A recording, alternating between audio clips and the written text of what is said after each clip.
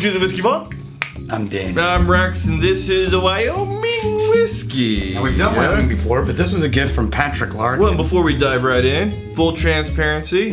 In our private venture, we have sourced a barrel from Wyoming. And sold it as the first independent released bottling signatory style in America. We did that because we really like Wyoming, but this wasn't sent from Wyoming. We're already fans of Wyoming. This was sent by Patrick Larkin. Patrick Larkin, you magnificent! Wait.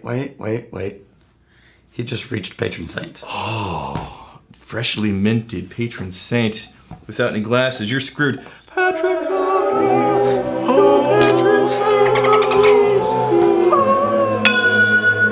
That was real loud. That's really loud. Super freaking loud. I like that.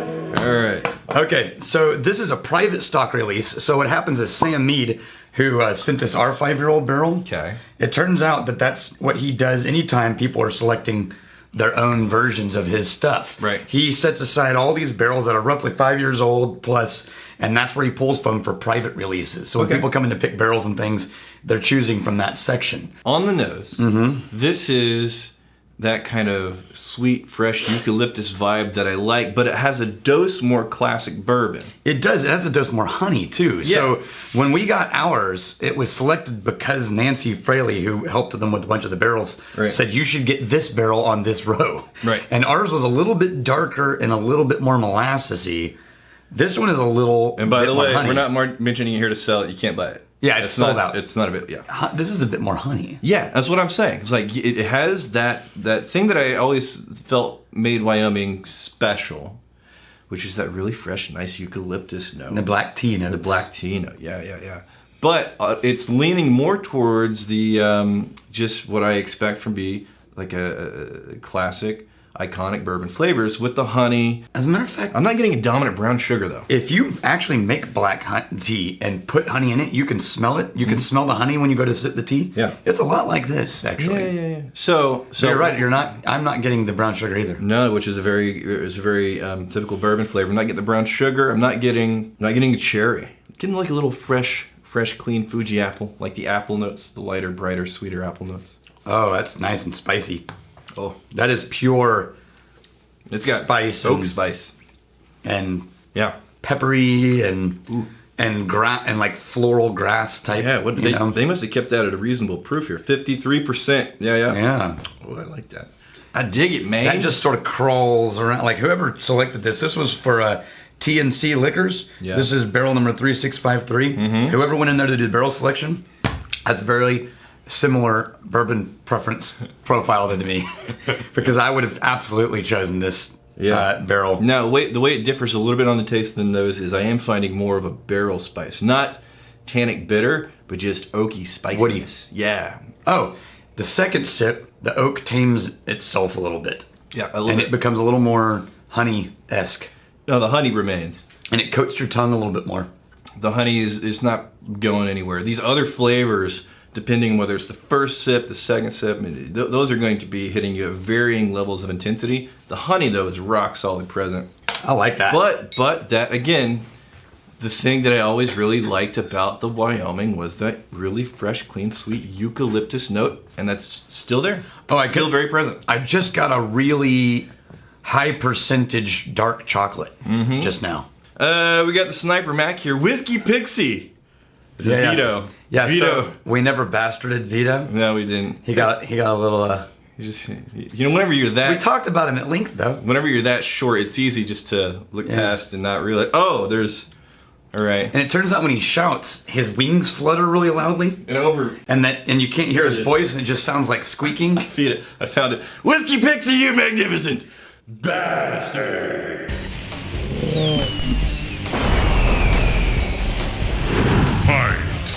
You notice how I didn't say the real name? Because you're the pixie. That's right. Deal with it. Deal with it. All right. Well, Patron, Yeah? who is quickly crawling in on full weddle, brought us, but who is definitely a patron saint, J.R. Ewing. brought us, this is a weird one. Jeffrey Patron. You patron saint of wisdom.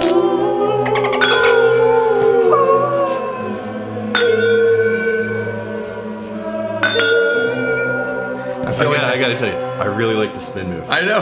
I really. You know what it made me think of? The cuckoo clocks. The cuckoo clocks. So they come out the cuckoo clock, they spin around. I love that we were both thinking cuckoo clock. Oh, okay.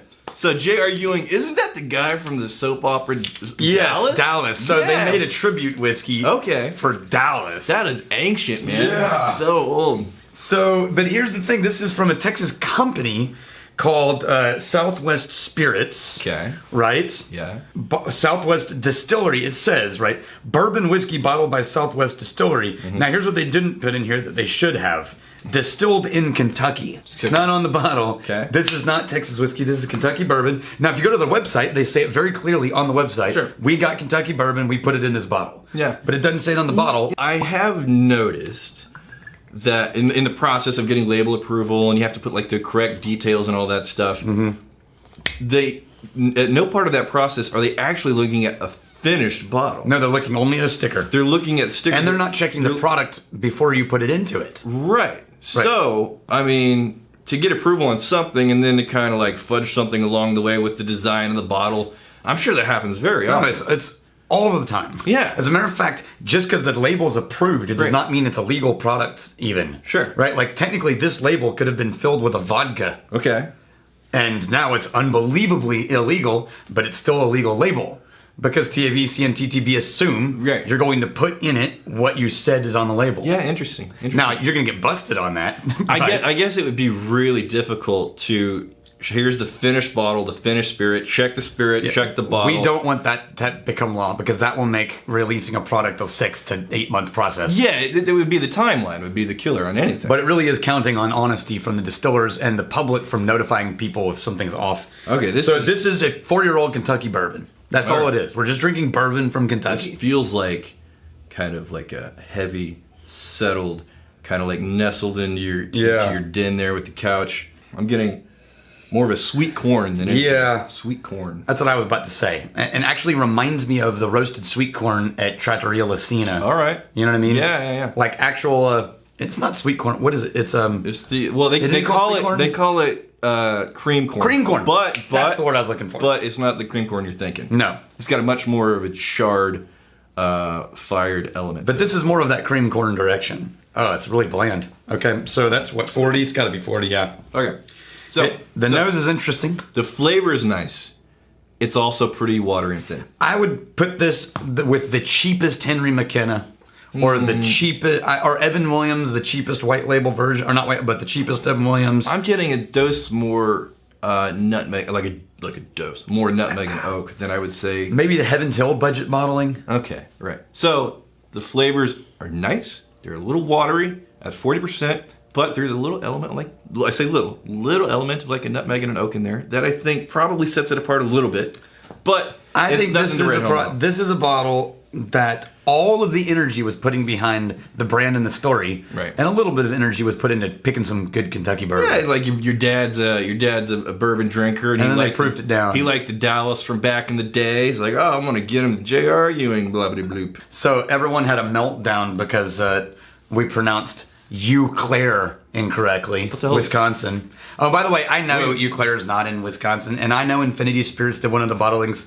I know. Did I ever say the words Eau Claire? No, I did. Okay, so what is Eau Claire? It's Eau Claire. It's pronounced correctly. We'll take the U out. So here's the problem. Take the U out, you filthy animals. Here's the problem. Learn to spell. The misunderstanding that people have. What state? Wisconsin. Learn to spell Wisconsin. Freaking Wisconsin. Here's the mistake that people make. Unnecessary They think that because they live there, they think they know how to pronounce it. Oh yeah. Or because it's their country, right? They think they know the right way. You know what I think the problem is?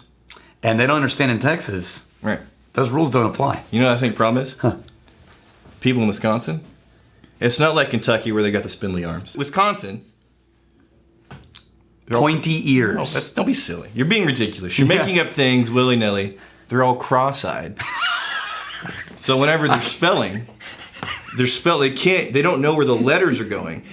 So they often do typos and stuff, and then they hear somebody say what they wrote. They're like, what are you doing there? That's not right at all.